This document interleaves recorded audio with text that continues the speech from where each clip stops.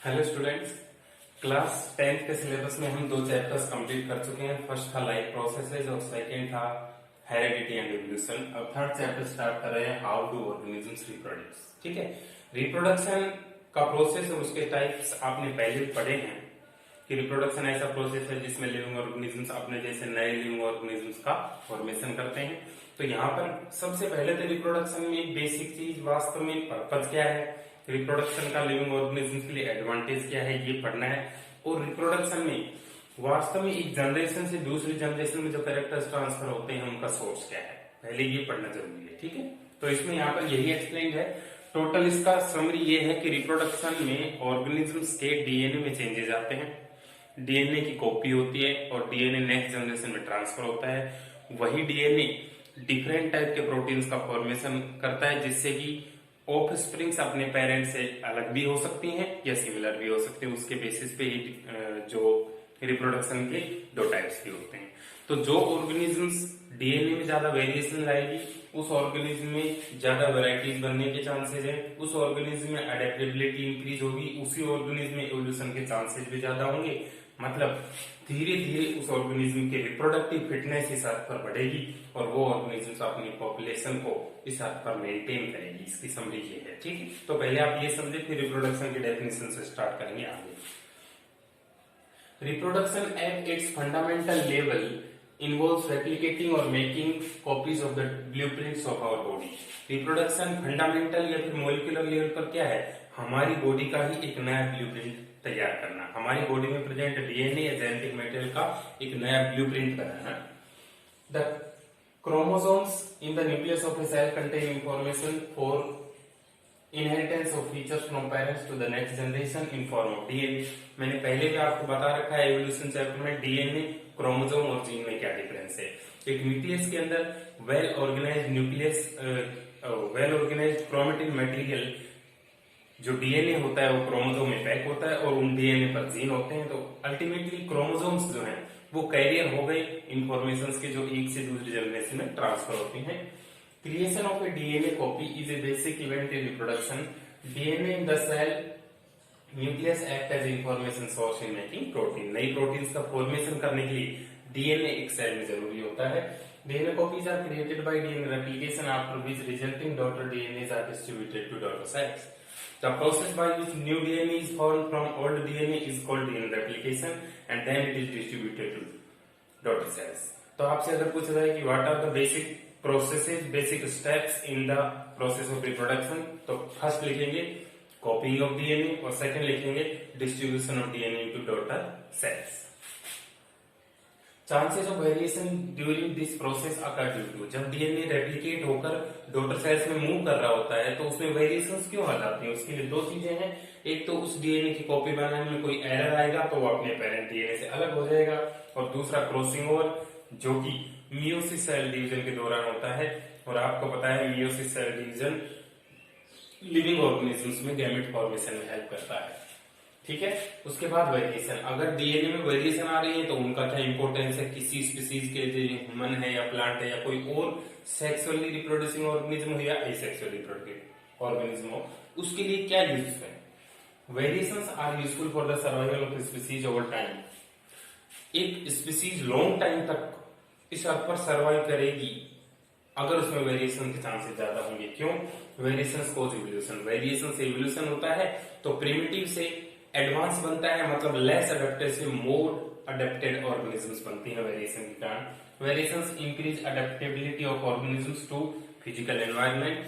Physical environment, क्योंकि earth बनने से अब तक फिजिकल एनवायरनमेंट धीरे धीरे चेंज होता है, तो जिन ऑर्गेनिजम्स में इवोल्यूशन हुआ है वो इस फिजिकल एनवायरनमेंट के लिए बेटर अडेप्टेड भी हो गई है। Variations create mutants which can survive better. Variation से एक नॉर्मल ऑर्गेनिज्म के अलग अलग वैरायटीज बनती हैं, म्यूटेंट्स बनते हैं, तो उनमें से कोई ऐसा म्यूटेंट भी हो सकता है जो उस स्पीसीज को बेटर सर्वाइवल चांसेस प्रोवाइड कर सके। Variations also create new reproductive potential fitness more which increases species stability. ऐसा चार्ल्स डार्विन ने अपनी थ्योरी ऑफ नेचुरल सिलेक्शन में बताया था कि जो ऑर्गेनिज्म ज्यादा रिप्रोडक्टिव फिटनेस रखेगी उस ऑर्गेनिज्म का इस अर्थ पर सर्वाइव करने के चांसेस ज्यादा है। तो वेरिएशन की ये इंपॉर्टेंस होती है। ठीक है, अब इसके बाद हम पढ़ेंगे रिप्रोडक्शन की डेफिनेशन और उसके टाइप। तो पहले इसको नोट डाउन करें, समझने की चीज है, पहले इसको अच्छे से समझें।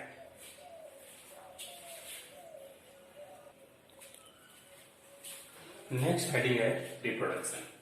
अब मैं सभी हेडिंग्स के बारे में पॉइंट्स बोलता जाऊंगा, वो पॉइंट्स आपको नोट करने हैं। ठीक है, मैंने यहाँ पर सिर्फ हेडिंग ही लिखी है, पॉइंट्स की फॉर्म में आपको नोट्स बनाने हैं। रिप्रोडक्शन हेडिंग डालेंगे, उसमें पहला पॉइंट है reproduction is the biological process by which living organisms give rise to new living organisms of their own kind. Okay, next all living organisms reproduce with their maximum potential to maintain continuity of species on earth. Third point, reproduction is mainly of two different types, that is asexual reproduction and sexual reproduction. ठीक है, तो reproduction में 3 points हुए, वो लिखे पहले। 3 points हो गए रिप्रोडक्शन में। उसके बाद नेक्स्ट हेडिंग आपको डालनी है एसेक्सुअल रिप्रोडक्शन। एसेक्सुअल रिप्रोडक्शन में फर्स्ट पॉइंट है the type of reproduction which involves single parent and occurs without formation and fusion of gametes is called asexual reproduction. Okay, second point, it occurs in living organisms with undifferentiated body, for example algae, sponges, etc. Next heading डालेंगे characteristics of asexual reproduction. इसमें लिखेंगे there are 6 characteristics of asexual reproduction. फिर अलग अलग line में लिखेंगे single parent involve, no gametes are formed, no fertilisation takes place, offsprings are genetically identical with parents, occurs in organisms with simpler body organization, fast and easy process। ठीक है, 6 points ये लिखने हैं। उसके बाद हेडिंग डालेंगे टाइप्स ऑफ एसेक्सुअल रिप्रोडक्शन। ठीक है, इसमें लिखेंगे based on the way of reproduction, asexual reproduction is of following different types। First heading लिखेंगे फिजन। फिजन में लिखेंगे definition the type of asexual reproduction in which parent organism divides to form daughter organisms। पहला point. Second point, based on number of daughter organisms formed by fission, a fission is of 2 different types। उसमें a डालेंगे binary fission, the type of fission in which a parent organism divides to form 2 daughter organisms, for example amoeba। ठीक है, और उसके बाद diagram बनाना है। NCERT book में जितने भी टाइप्स के एसेक्सुअल रिप्रोडक्शन के डायग्राम दिए हुए हैं वो सारे टाइप्स में बनाने हैं, तो बुक भी आप साथ लेकर बैठे। बाइनरी फिजन अमीबा का दिया हुआ है तो वो बनाएंगे। ठीक है, बी हेडिंग डालेंगे multiple fission, the type of asexual reproduction, the type of fission in which parent organism divides to form more than 2 daughter organisms is called multiple fission, for example plasmodium, amoeba during unfavorable conditions। और diagram यहाँ पर बनेगा multiple fission इन Plasmodium का, जो कि book में दिया हुआ है। सेकेंड हेडिंग आप डालेंगे budding, the type of asexual reproduction in which a small outgrowth develops on parent body, bracket में लिखेंगे bud, bracket close, which grow and detach from parent body to develop as new organism is called body। ठीक है, for example hydra and yeast. Hydra के bracket में लिख देना multi cellular animal, yeast में लिख दें यूनिसेलुलर फंजाई। तो हाइड्रा का इसमें डायग्राम भी आपको बनाना है। उसके बाद fragmentation, the type of asexual reproduction in which the parent organism divides into fragments and each fragment develops as new organism, for example lower plants like algae, bryophytes, etcetera.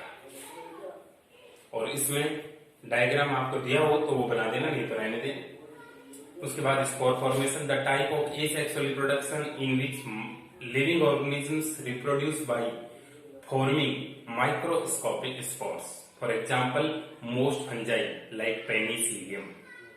Okay,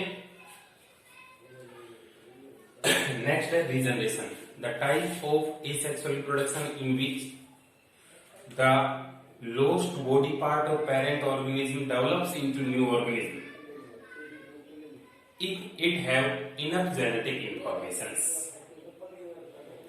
Full stop. और दूसरी definition, the type of asexual reproduction in which lost body part of parent organism is again formed. ठीक है, for example hydra, planaria and other lower organisms. इसमें planaria का diagram बना दिया। Vegetative propagation, the type of asexual reproduction in plants in which the vegetative plant part bracket में लिख दो root, stem और leaf bracket close, develops into a new plant is called vegetative propagation. Second point, it is a type of asexual reproduction but do not produce clones. दो point हो गए। Third, clone की definition लिखते हैं, clones are genetically and morphologically identical offsprings formed by asexual reproduction. Next point लिखेंगे, vegetative propagation in plants is of two types. One, heading डालेंगे natural vegetative propagation, इसमें ऐसे ही लिखेंगे, vegetative propagation occurs naturally by following parts, root. Example, इसमें root heading डाल के लिख देना, new plant develop from root. Example guava, Dalbergia sissoo जो सीसम का प्लांट है, पॉपुलस का प्लांट और sweet potato plant etcetera. Leaves, इसी तरह लिखना है, leaves develop many adventitious birds which can develop into whole plant, for example bryophyllum, begonia etc. यहाँ पर bryophyllum वाला डायग्राम बनेगा। bulbs, fleshy buds develop into whole plant, for example agave, pineapple। ठीक है, तो ये वेजिटेटिव प्रोपगेशन के सारे टाइप्स हैं। पेज के टॉप पर लिख देंगे एक definition, the vegetative structures in plants which develop into new plant through vegetative propagation are called vegetative propagators। Okay, तो नेचुरल वेजिटेटिव प्रोपगेशन में अभी 3 पार्ट्स में है, अभी डी पार्ट और है, वो थोड़ा बड़ा है, वो पढ़ेंगे।